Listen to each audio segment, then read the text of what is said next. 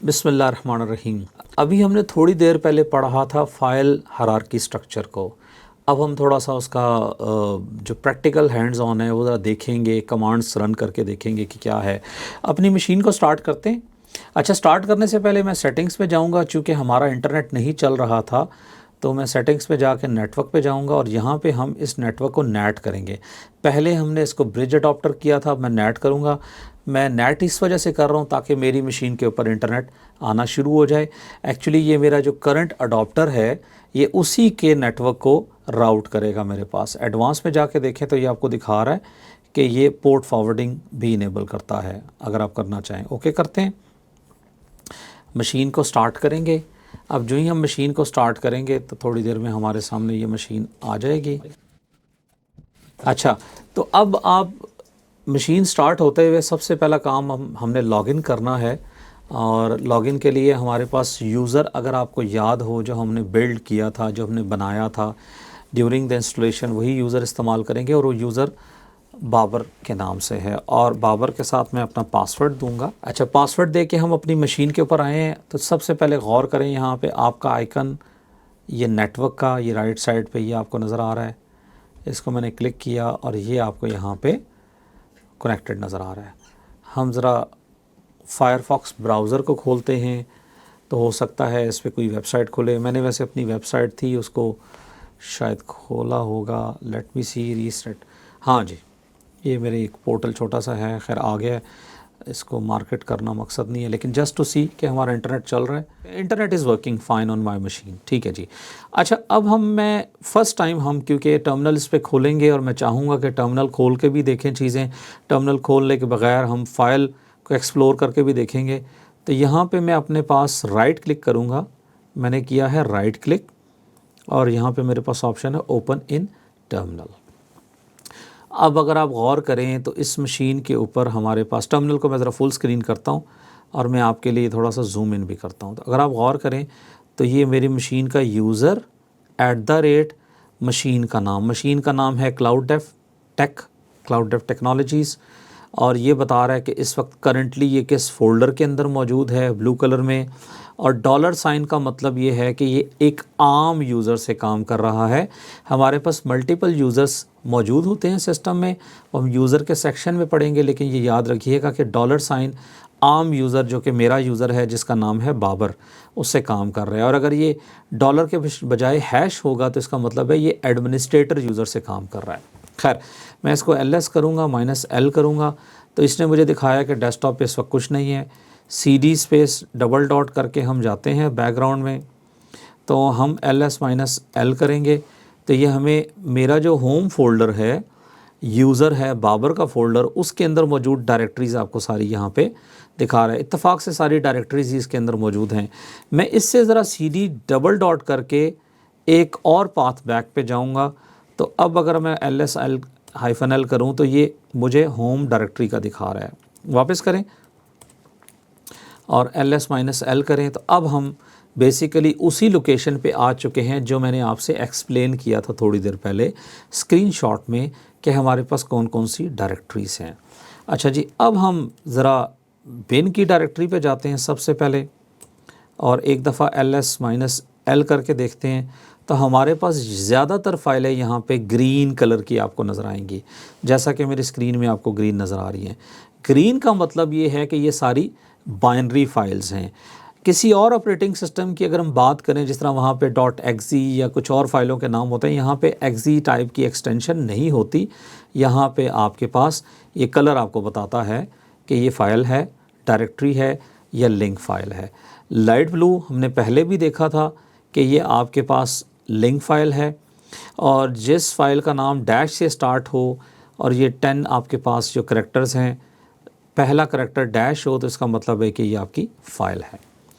हम इससे बाहर निकलते हैं। मैं इसको ज़रा करता हूँ क्लियर स्क्रीन और CD स्पेस $, करूँगा तो हम इससे एक स्टेप पीछे चले जाएंगे। LS करें, -L, हम दोबारा देख सकते हैं ये हमारे रूट डायरेक्टरी का पाथ है। अच्छा, कमांड सेक्शन में जाएंगे, जब कमांड्स को हम पढ़ेंगे तो हमें CD, LS ये सारी कमांडें भी देखने को मिलेंगी। चूँकि अभी मुझे ये ऑपरेशंस आपको करके दिखाने हैं तो इस वजह से ये कमांड्स मैं आपको यहाँ पे दिखा रहा हूँ। CD का मतलब है आप डायरेक्टरी चेंज करके उसके अंदर जा सकते हैं, और CD स्पेस डबल डॉट लिखेंगे तो आप उस डायरेक्टरी से एग्जिट होके एक स्टेप बैक पे जाएंगे। LS का मतलब है आप लिस्ट द फाइल करेंगे, और -L जब करेंगे तो इसका मतलब है कि आप लॉन्ग लिस्ट देखना चाह रहे हैं, यानी ये जो डिटेल आपको नज़र आ रही है सारी, ये भी इसका हिस्सा आपको नज़र आ रही है। अगर मैं सिर्फ LS लिखूं तो आपको ये एक और तरीके से लिस्ट नज़र आ रही है। ठीक है जी, एक दफ़ा क्लियर करके आपको दिखा देता हूँ सिर्फ LS करके, तो आप देखें कि ये आपके सामने नज़र आ रहा है। और ये लाइट ब्लू वाले जितने कलर हैं ये सारे लिंक्ड डायरेक्टरीज़ और फाइल्स हैं। ये वाइट आपकी फ़ाइल है, और ये डार्क ब्लू जो है आपके पास, ये बेसिकली आपकी डायरेक्टरीज़ हैं इस लोकेशन पे। हम वन बाय वन इनको एक दफ़ा दोबारा देख लेते हैं। CD स्पेस CD रोम करें, जिस तरह हमने बात की थी। एम्प्टी है ये, इसके अंदर कोई डेटा नहीं है। अगर मैं LS-L करूँगा तो आपको इसमें कुछ हिडन डायरेक्टरीज़ भी नज़र आएंगी AL करके, LS-AL। तो अगर आप गौर करें तो आपको डॉट और डबल डॉट की 2 डायरेक्टरी नज़र आएंगी। ये डिफ़ॉल्ट बिहेवियर है यूनिक्स ऑपरेटिंग सिस्टम का, लिनक्स का, जिसकी बेस पे चलता है। डॉट और double dot is just directory, जो कि कभी भी हम डायरेक्टरी बनाते हैं तो बाय डिफ़ॉल्ट ये बिल्ड हो जाती हैं, लेकिन इनके अंदर कोई डेटा अवेलेबल नहीं होता। तो LS करें तो it's blank, CD space double dot करें, वापस चले जाएं, LS करें। अच्छा, अब मैं इसके अंदर ETC करता हूँ। ETC के अंदर जाके देखें तो आपको काफ़ी .conf फाइलें नज़र आएंगी, या ब्लू में डायरेक्टरीज नज़र आएंगी। ठीक है जी, ये आपकी जो कॉन्फ़िगरेशन है सिस्टम से रिलेटेड, या आपके सिस्टम के अंदर चलने वाली चीज़ें जो हैं, डिवाइसेस हैं, सर्विसेज हैं, उन सब की कॉन्फ़िगरेशन आपको यहाँ पे /etc की डायरेक्टरी में नज़र आएगी। इससे बाहर निकलते हैं और एक दफ़ा दोबारा LS करते हैं तो हमें lib की डायरेक्टरी नज़र आ रही है। CD स्पेस lib करें। lib की डायरेक्टरी एग्जैक्टली वही है जो हमने lib64, lib32, libx32, ये सारी सेम डायरेक्टरीज़ हैं, बट इनका एक स्ट्रक्चर में एक फ़र्क है। 64 का मतलब है कि ये 64 बिट जो हमारा CPU का आर्किटेक्चर है ये उसके लिए बनी हुई है। अच्छा, इसमें आपको बहुत सी डायरेक्टरीज नज़र आ रही हैं लिब के अंदर, और उनके अंदर आपको शेयर्ड ऑब्जेक्ट्स भी नज़र आएंगे, और ये ज़्यादातर अगर आप देखें तो आपको ग्रीन में नज़र आएंगे। ये गौर करें, ग्रीन में .so नज़र आ रहा है, तो शेयर्ड ऑब्जेक्ट, जो मैं बार बार शेयर्ड ऑब्जेक्ट का वर्ड यूज़ कर रहा हूँ, ये .so फाइल है। ठीक है जी, इससे बाहर निकलें। हमने ये देखा कि लिब 64 भी सेम टाइप की चीज़ है, 32 भी सेम है, x32 भी सेम है। अब हम लॉस प्लस फाउंड में जाएंगे, CD लॉस प्लस फाउंड, तो हमें इसके अंदर वो जाने की परमिशन नहीं दे रहा। कोई मसला नहीं, इसको मैं ज़रा कैंसिल करता हूँ।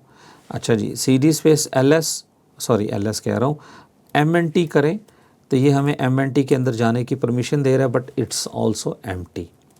CD स्पेस डबल डॉट करें, ठीक है जी, और आगे अगर मैं स्लैश के साथ अब वो डायरेक्टरी जिसमें मैं जाना चाह रहा हूँ, फॉर एग्जांपल proc लिखूँ, तो ये डायरेक्टली मुझे वहाँ पे ले जाएगा। LS करें तो यहाँ पे आपके सामने कुछ डायरेक्टरीज़ और कुछ फ़ाइल्स नज़र आ रही हैं। याद रखिएगा ये सारी रन टाइम पे चलने वाली फ़ाइल्स और डायरेक्टरीज़ हैं। ठीक है जी, LS दोबारा करें, मैं इसको क्लियर करता हूँ स्क्रीन को आपके लिए। LS करते हैं, LS में ये बता रहा है proc हमने देख ली। अब रन की डायरेक्टरी देखते हैं। रन में भी आपको इसी तरह की कुछ टेम्परेरी फाइल्स नज़र आएंगी, और अगर आप फाइल की यहाँ पे डॉट के बाद एक्सटेंशन देखें, जो एक्चुअली एक्सटेंशन नहीं है, जस्ट टू रिप्रेजेंट कि ये फ़ाइल टाइप है, तो आपको .socket और .pid नज़र आएगी। सॉकेट बेसिकली आप जब भी कोई प्रोग्राम नेटवर्क के तौर पे चलाते हैं तो उसकी एक सॉकेट फ़ाइल इस्टेब्लिश होती है, और PID किसी भी प्रोग्राम की एक प्रोसेस ID कहलाती है। प्रोसेस वो अमल है जो कि आपके बैकग्राउंड में किसी सर्विस को चलाने के लिए इस्तेमाल होता है। ये सर्विस की ID जब जनरेट होती है तो उसको हम प्रोसेस ID कहते हैं। इसको डबल डॉट करें, CD स्पेस डबल डॉट, बाहर निकल जाएं, LS करें, और अब हम proc देख लिया हमने, रन देख लिया, स्नैप करते हैं। स्नैप के अंदर हमें कुछ फ़ाइलें नज़र आएंगी, कुछ डायरेक्टरीज़ नज़र आएंगी, और इसके अंदर भी हमें कोड 22 नज़र आएगा। फायरफॉक्स स्नैप के तौर पे इंस्टॉल हुआ है, जिनोम स्नैप के तौर पे इंस्टॉल हुआ है। Snap is the installation process जिसके ज़रिए हम अपने सिस्टम में कोई फाइलें कोई प्रोग्राम इंस्टॉल करते हैं। तो इसको हम डिटेल में इंशाल्लाह पढ़ेंगे। अच्छा जी, एलएस करें और अब हम ज़रा सीडी बूट करके देखते हैं, क्योंकि बूट मेरी नज़र में एक इम्पॉर्टेंट डायरेक्टरी है। और इसमें अगर आप देखें तो आपके पास कर्नल की फ़ाइलें नज़र आ रही हैं आपको, और आपको ये .image फ़ाइल नज़र आ रही है, और ये देखें आपका बूट का पाथ EFI और ग्रब, ये दोनों आपको नज़र आ रहे हैं। तो ये बेसिकली वो फाइलें कंटेन करके रखी उस डायरेक्टरी ने जो कि आपके सिस्टम को बूट करवाने के प्रोसेस में इस्तेमाल होती हैं। इससे बाहर निकलते हैं, क्लियर करता हूँ स्क्रीन, और CD स्पेस हम करते हैं यहाँ पे VAR, क्योंकि वेरियस के अंदर हमारी वो फाइलें और वो डायरेक्टरीज़ मौजूद हैं जो ऑटोमेटिकली बड़ी हो जाती हैं, जिनके अंदर बैकग्राउंड में कोई अगर कोई चीज़ चल रही हो तो वो प्रोसेस करके इसको बड़ा करती है। तो इसमें बैकअप्स की एक डायरेक्टरी है जिसमें आपका OS का बैकअप भी होता है। इसी तरह आपके पास स्पूल की डायरेक्टरी है जो ऑटोमेटिकली स्पूलिंग का काम करती है। इसी तरह एक डायरेक्टरी है लॉग की। CD में लॉग करता हूँ, और लॉग बेसिकली हमारे लिए इस वजह से भी इम्पॉर्टेंट है समझना, जो इंशाल्लाह हम लॉगिंग का जो हम पूरा एक सेक्शन पढ़ेंगे तो आपको तफसील में इसको समझाऊंगा कि इसमें वो सारी फाइलें जो सिस्टम के अंदर चलने वाले प्रोसेस और प्रोग्राम्स को लॉग करती हैं वो सारी यहाँ पे मौजूद हैं। अच्छा जी, हम एक प्रोसेस दोबारा बैक करते हैं CD के ज़रिए और LS करते हैं। तो इसी तरह हमने कुछ और चीज़ें भी देखनी है, जिसमें सबसे इम्पॉर्टेंट मुझे लगती है अभी USR में आपके वो सारे प्रोग्राम्स जो यूज़र से रिलेटेड बाइनरी शेयर्ड ऑब्जेक्ट्स वो सारे इसमें मौजूद हैं। आपने बिन देखा था, बिन /USR/bin को राउट कर रहा था। इसी तरह ये चारों डायरेक्टरी भी आपकी ये libexec को छोड़ के ये वाली और ये 4 डायरेक्टरी भी जो बाहर हमें नज़र आ रही हैं लेकिन एक्चुअली यहाँ राउट करती हैं। इससे हम बाहर निकलते हैं, LS करें, और इसमें आपको रूट नज़र आएगा। रूट की डायरेक्टरी को परमिशन हमारे पास नहीं है क्योंकि ये एडमिन यूज़र की डायरेक्टरी है। इसी तरह आपके पास अगली जो इम्पोर्टेंट डायरेक्टरी है वो होम है। होम को LS करें तो आपको बाबर यूज़र नज़र आएगा। बाबर चूँकि हमारा अपना यूज़र है तो हम जब भी उसके अंदर जाएंगे तो हम अपनी होम डायरेक्टरी में आ जाएंगे। ये हमारी होम डायरेक्टरी है, और इसके अंदर जो ऑनरशिप है अगर आप गौर करें वो यूज़र और ग्रुप दोनों बाबर की है। ये हम डिटेल में जाएंगे तो इंशाल्लाह आपको समझ आ जाएगा। खैर, कहने का मकसद ये है कि ये एक फ़ाइल स्ट्रक्चर हमने देखा, हमने समझा कि इस फाइल स्ट्रक्चर के अंदर क्या है और हमारा सिस्टम किस तरह काम करता है। ये आपके लिए ज़रूरी है समझना। इसकी बेस पे आप जितना भी काम करेंगे अपने कंप्यूटर पे वो सारा आप इसकी बेस पे लेके चलेंगे। बस मैं लास्ट में 1 मिनट में आपको दिखाना चाहूँगा कि आप ये फ़ाइल एंड डायरेक्टरी जो स्ट्रक्चर है इसकी बेस पे ये सारा कुछ यहाँ से कर सकते हैं। ठीक है जी, ये आपके पास फ़ोल्डर्स आपको नज़र आ रहे हैं। तो यहाँ पे हम क्लोज़ करते हैं। इंशाल्लाह अगले सेशन में चलते हैं और उसमें कुछ और चीज़ें सीखेंगे। मिलते हैं जी, अल्लाह हाफ़िज़।